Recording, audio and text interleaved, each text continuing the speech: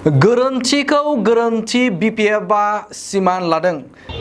भुला भुल जों सिखार जादों। जों एबसु आरो इउपिपिएल बायदि नङा, बिसोरो गावसोरनि गोरोन्थिखौ दासिमबो सिमान जायाखै। खिन्थु आबसु आरो इउपिपिएल बायदि नङा जोङो, बिथांमोना दिनैसिमबो सिखार जानाय नङा। एबसु आरो इउपिपिएलआ अदालगुरिखौ दरंजों जानांगौ होननानै बुंदों। अदालगुरि लकसभाखौ दे मोनाखै जोङो, बिथांमोना जे दरंजों थाफानांगौ होननानैसो बुंदों।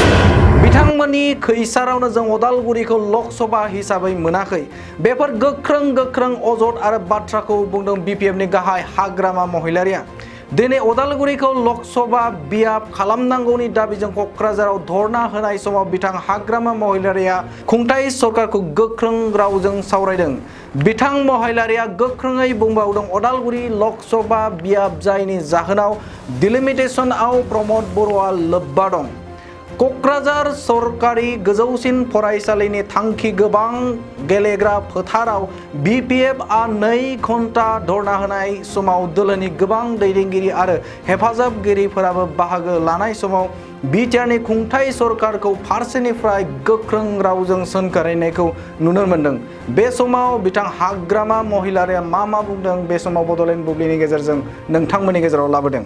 नङा 11 तारिखसिमाव माने अबजेक्सन आरो क्लेम बे तारिखआ 11 तारिखसिमाव बयबो होनो हागोन।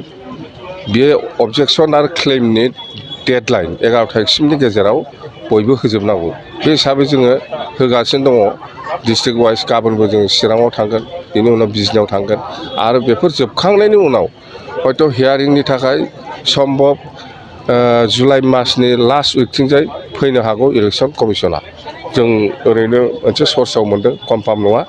जेखिजाया जोङो नैबे जोंनि धरना खारजुखिफ्रा जोबखांजोबब्ला जोङो बिभिन्न जाथि जनगोष्ठीनि प्रतिनिधि लानानै दिल्लीयाव इलेक्सन कमिसनारनिसिम जोंनि दाबिखौ जोङो हेन्ड टु हेन्ड जोङो हैबावगोन। बेखिनि खोथायानो। नङा, बेहाय जोंनि गसाइगाव जिल्ला बिपिएफ हान्जानि दैदेनगिरिफोरनि भुल जादों। जोङो सिखार जादों, बिथांमोनाबो सिखार जादों। नंगौ भुल जाबाय होननानै बिथांमोनाबो सिखार जादों आरो जोंबो बुंदों नोंथांमोना बे अदालगुरि लकसभाखौ एसटि जानांगौ होननानै दाबि दैखांनायखौ उथायनानै लाफिननांगौ आरो गोदानै साबमिट खालामफिननांगौ होननानै जों बुंनायाव बिथांमोना मैया 3 तारिखआव 1 तारिखआव गथायनाय मेम'रेन्डामखौ उइथड्र खालामनानै 3 तारिखआव मैया गोदानै हैफिनदों। भुला भुल जों सिखार जादों। भुलखौ भुल होननानै जों सिखार जादों। खिन्थु आबसु आरो इउपिपिएल बायदि नङा जोङो, बिथांमोना दिनैसिमबो सिखार जानाय नङा। अदालगुरि लकसभाखौ दे मोनाखै जोङो, बिथांमोना जे दरंजों थाफानांगौ होननानैसो बुंदों। बे खोथाखौ बिथांमोना सिखार जाया, थैनोबो सिखार जाया आरो बिथांमोननि थाखायनो बिथांमोननि षड़यन्त्रनि थाखायनो जोङो अदालगुरि लकसभाखौ जों मोनाखै। थाखो जिसेआव मुं थिसननो हांखुर जानाय फरायसाफोरनि थाखाय मोनसे गोनां फोसावथाय। रौता नर्थ इस्ट पाब्लिक फरायसालिया नोंथांमोननो मोनसे गोजोनथाव खौरां लाबोदों। CBSE जों गनायथि मोननाय रौतानि मुंदांखा नर्थ इस्ट पाब्लिक स्कुलाव दायो थाखो जिसेनि मुं थिसननाया सोलिगासिनो। साइन्स आरो आर्ट्स मोन्नैबो स्ट्रिमनि थाखाय रौतानि नर्थ इस्ट पाब्लिक स्कुलाव मुं थिसननाया सोलिगासिनो।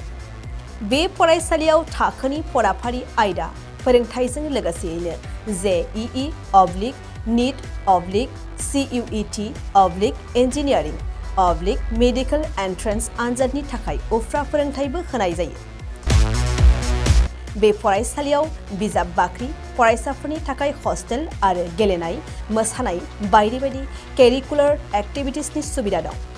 गोसो गुदुं फरायसाफोरा दिनैनो दानो नैबे मबाइल नम्बर 8638605769 नङाब्ला 9435184298 आव थोंजों सोलाद लानो हागोन।